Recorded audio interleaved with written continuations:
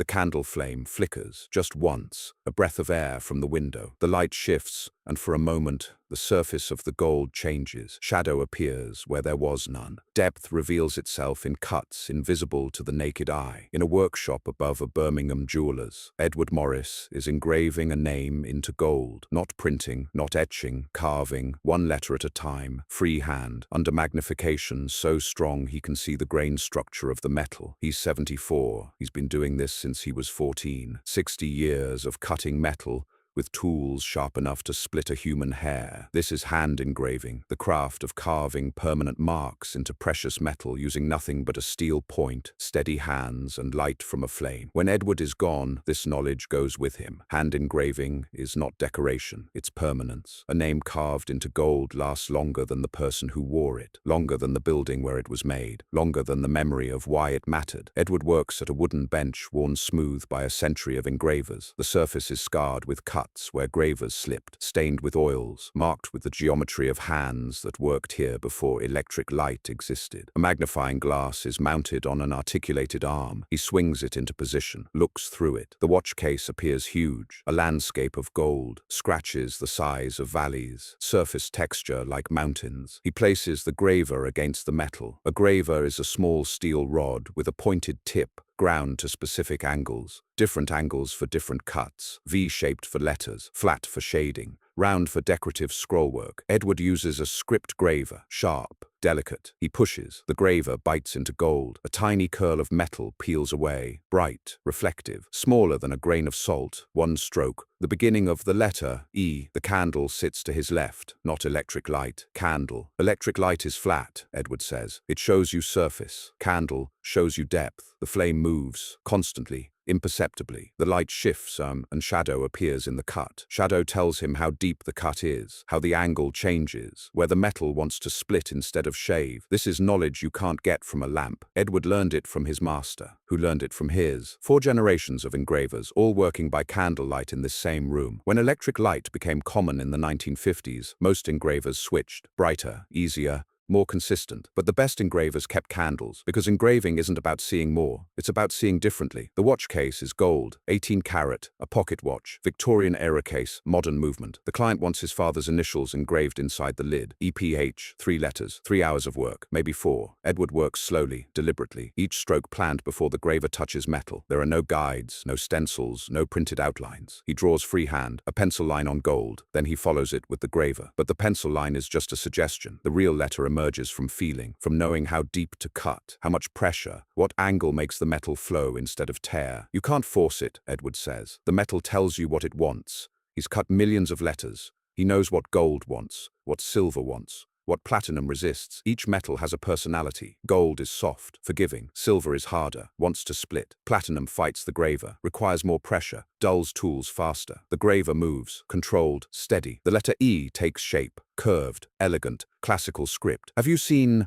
hand-engraved jewelry? Did you know it was carved, not printed? The magnification is critical. Edward works through a 10 times loopy, 10 times magnification. Letters 3 millimeters tall appear 30 millimeters. At this scale, his hand tremor is visible, a slight shake, age, decades of holding tools. But the shake doesn't reach the graver tip. His hands have learned to stabilize. Muscle memory, compensation. The tremor exists in his wrists, but his fingers are steady. He learned this compensation over years, slowly, without noticing, until one day he realized he could still cut straight lines, even though his hands shook when he held a cup. This is the body adapting to preserve what matters. The work is silent, no machines, no motors, just the scrape of steel on metal, a sound so quiet you have to listen for it. Edward's breathing is the loudest thing in the room, slow, controlled. He exhales as the graver moves, holds his breath during the cut. If you breathe while cutting, you move, he says. Even a fraction, it's enough to ruin the line. One breath can destroy 3 hours of work. So he times his breathing to the rhythm of the cuts. Exhale, cut, pause, inhale, reposition, exhale, cut. It's meditation. Concentration so complete that time disappears. He looks up. 2 hours have passed. It feels like 20 minutes. The E is complete. He starts the PP is harder. A closed curve, a stem. They must connect perfectly. Edward rotates the watch case, not the graver. The graver stays still. The work rotates. This is how engravers work. The hand position stays constant. The metal moves. He places the case on a leather pad, rotates it, locks it in position with his non-dominant hand, then cuts. The curve of the P must be smooth, not segmented, not broken into multiple strokes, one continuous arc. Controlled pressure, even depth. If the pressure changes, the line width changes. If the angle shifts, the curve becomes faceted instead of smooth. Edward's hand knows this, has cut this curve 10,000 times. The graver flows through gold. The P emerges. Perfect. Engraving was never rare. Every jeweler in Britain had an engraver. Every town of any size had someone who could cut initials into silver, crest into gold, dedications into watches. Birmingham alone had hundreds of engravers in the 1950s. The jewellery quarter hummed with them. Edward started his apprenticeship in 1964. There were still dozens of workshops, still work, still a future. My master told me I'd never be unemployed, Edward says. People always want names on things. For 20 years that was true. He engraved wedding rings, trophy plates, presentation watches, signet rings with family crests. Then lasers arrived. Laser engraving appeared in the 1980s. Crude at first, rough edges, burned metal, but it was fast, consistent, didn't require 60 years of training. By the 1990s, lasers were good, clean, precise, and they could do, in 30 seconds, what took Edward 3 hours. The work dried up. Jewelers bought laser machines. Customers didn't care about the difference. They'd say,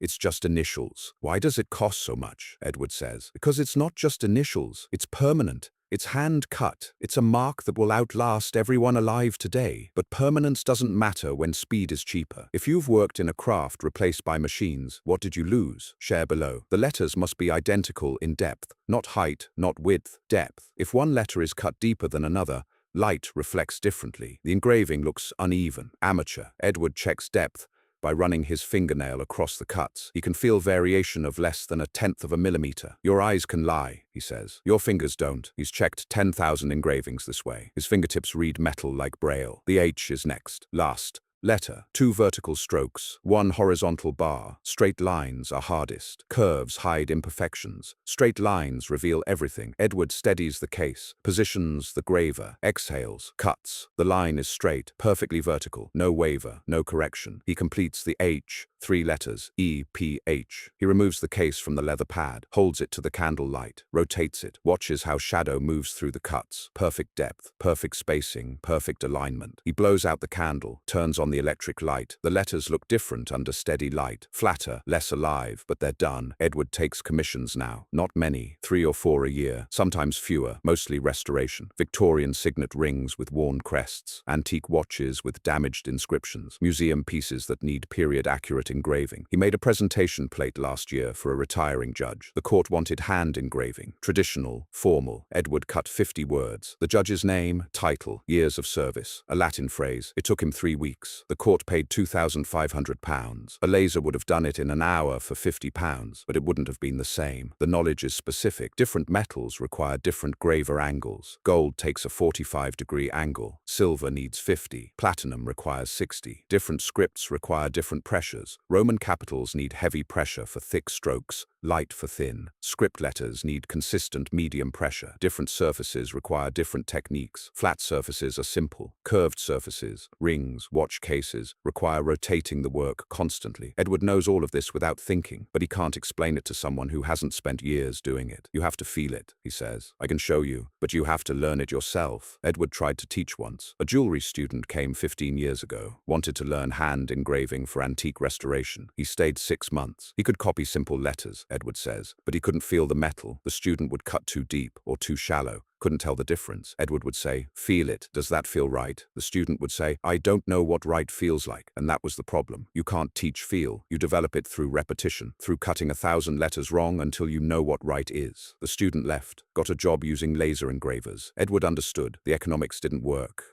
6 months of training for a skill that earned less than operating a machine. There are still a few hand engravers in Britain. Edward knows 2 others, one in London, one in Edinburgh, all over 70, all learned through traditional apprenticeships, all working from workshops that smell of metal dust and oil. Most of their work is repair, restoration, museums, private collectors. The new work is rare. "Someone called last month," Edward says, "wanted a wedding ring engraved, asked how much. I said £150. They said the jeweler would do it for £20 with laser. Edward told them to use the laser. He doesn't compete on price. He doesn't explain the difference anymore. Either someone understands that hand engraving is different, or they don't. And most people don't. Do you think crafts like this should still exist? Or is preservation in museums enough? On a Thursday afternoon, Edward finishes the watch case. He polishes it lightly, removes finger marks, oils from his skin. The engraving catches light. The letters glow. EPH permanent. Carved, done. Tomorrow the client will collect it. Will open the case and see his father's initials inside. Will he notice the quality, the depth, the precision? Maybe, maybe not, but the engraving will be there in 100 years, 200, long after Edward is gone, long after the client is gone, long after laser machines have broken and been replaced 10 times over. The letters will remain, cut by hand, by candlelight, by someone who knew how. This is not nostalgia. Laser engraving is better for most purposes, faster, cheaper, more consistent. But hand engraving has something lasers can't replicate: depth, character, the knowledge that someone spent 3 hours on 3 letters, the imperfection that comes from human hands, the slight variation that makes it recognizable as craft, not manufacturing. When you hold hand-engraved metal, you hold time, concentration, skill passed through generations. And when the last hand engravers die, that connection dies too. Edward cleans his gravers, wraps them in oiled cloth, returns them to their wooden box. The candle has burned low, just a stub now. He'll replace it tomorrow. The workshop goes dark. Tomorrow he'll return, for as long as his hands stay steady, for as long as his eyes can see through the magnification, for as long as there's gold to cut and letters to carve. He'll keep working, because someone has to remember how this was done.